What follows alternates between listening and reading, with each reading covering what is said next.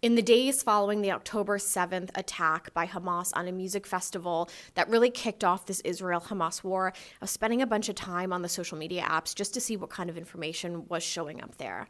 My name's Alex. I'm a tech reporter at Bloomberg, and part of my job is to see how these tech giants are policing information on their apps and misinformation, and what kind of content is really popular around major events like this. I was searching on TikTok for some of the names of some of the people who were presumed either kidnapped or unfortunately killed in that attack on that music festival. And when I looked up Shani Luke, who was a 22-year-old German Israeli who was at that event, some of the top videos under her name caught my eye. One in particular showed a woman who kind of looked like Luke.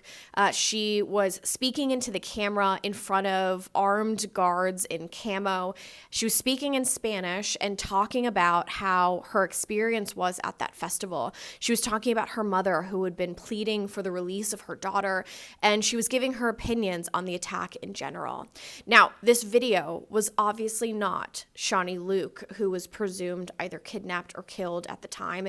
It was an AI-generated deepfake of Luke, and something that I had seen before.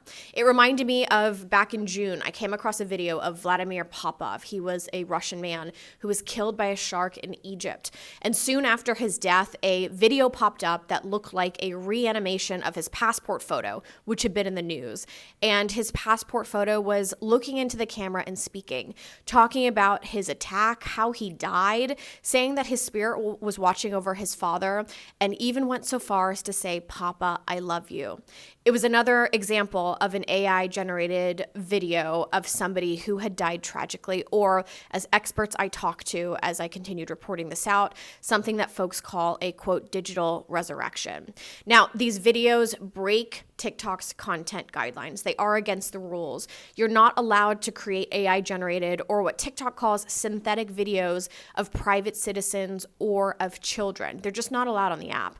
In addition, I kept looking for examples and found dozens and dozens of private citizens who had died tragically, often being covered in the news, who had videos created of them and posted on the app, breaking TikTok's regulations. These videos were racking up thousands to sometimes millions of views. That initial video of Shani Luke had more than 7 million views. Now, I sent some of these over to TikTok to review and see why they had been allowed to stay on the platform. Every video that I emailed the company was immediately taken down, so clearly they're in violation of their rules. When I talked to experts in the AI field about these deepfakes, about kind of where the world is going in terms of deepfaking private citizens, I had some interesting conversations. Some of these videos are really gruesome. There are 3-year-olds talking about the injuries they sustained when they were assaulted and murdered.